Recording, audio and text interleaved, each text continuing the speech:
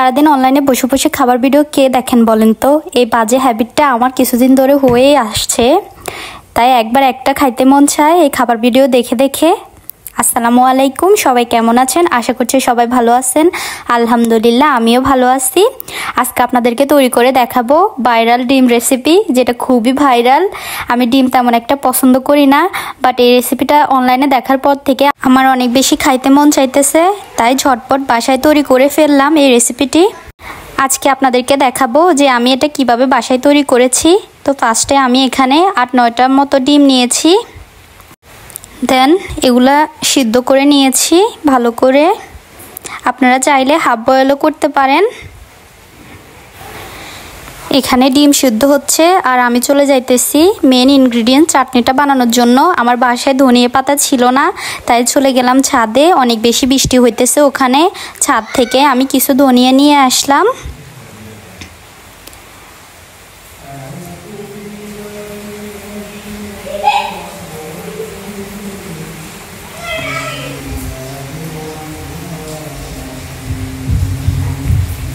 এখন হচ্ছে main ingredients চাটনিটা বানাবো। চাটনিটা বানানোর জন্য আমি কিছু শসা কুচি করে নিতেছি। এখানে শসাগুলো ভালো করে কুচি করে নিব। দেন একটা বড় সাইজের পেঁয়াজ নিছি, পেঁয়াজটা কুচি করে নিতেছি। এটাকেও ভালোভাবে কুচি করতে হবে।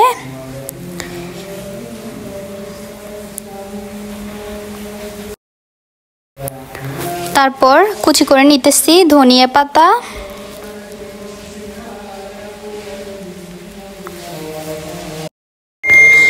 ডিমগুলো সিদ্ধ হলে আমি এগুলার খোসা ছাড়িয়ে নিতেছি।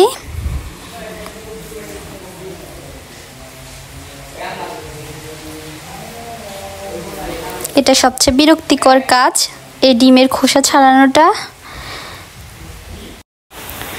আমি এখানে কিছু শুকনা মরিচ ভেজে নিতেছি। আপনারা চাইলে মরিচের পরিমাণটা আরও বাড়িয়েও নিতে পারেন। আমি ঝাল পছন্দ করি না, এই জন্য কমাই নিছি। তারপর বিট লবণ দিয়ে ভেজে রাখা মরিচগুলো ভালোভাবে ডলে নিতেছি।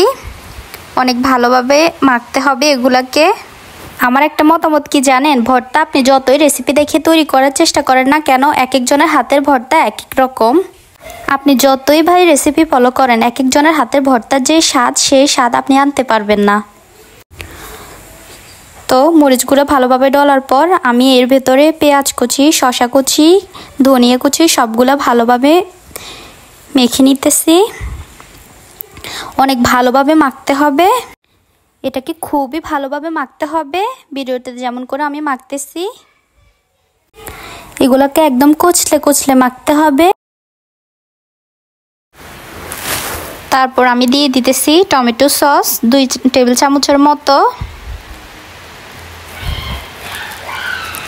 আপনারা চাইলে আরও বেশিও দিতে পারেন। তারপর অ্যাড করতেছি কাসুন্দি। কাসুন্দিটাও আপনারা বাড়িয়ে বা কমিয়ে দিতে পারেন, আমি আমার স্বাদ মতো দিলাম।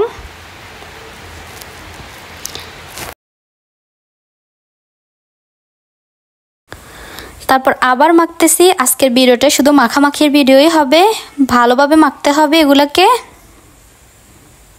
এখানে আমার একটা জিনিস মিসিং ছিল, ভিডিওতে দেখলাম যে সরিষার তেল অ্যাড করছে, বাট আমি ওটা দিতে ভুলে গেছি। আপনারা চাইলে ওটাও দিতে। যাই হোক, ব্যাপার না, চাটনিটা খেতে মোটামুটি ভালোই লাগছে। এগুলো ভালোভাবে মাখামাখির পর এবার হচ্ছে ডিমের পেটের ভেতর প্রবেশ করানোর পালা।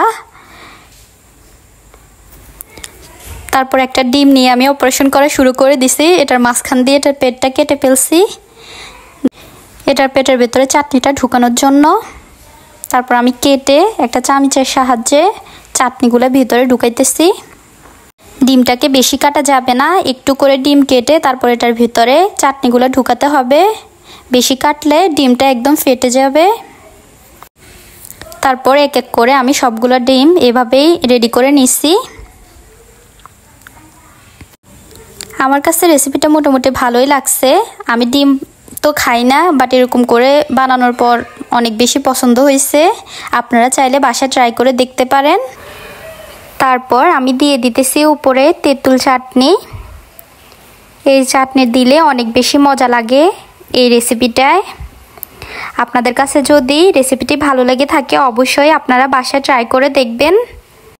যারা ডিম পছন্দ করেন না এরকমভাবে বানিয়ে খেলে অবশ্যই ভালো লাগবে আপনাদের কাছে।